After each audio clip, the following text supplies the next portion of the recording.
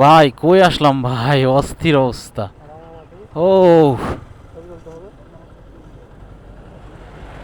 কি ছবি তুলবেন, আগে ওনাদের ওখানে যাই, আর সুন্দর সুন্দর ভিউ পাবেন এখান থেকে। এখানেই ছবি তোলা লাগবে, আর জায়গা নাই।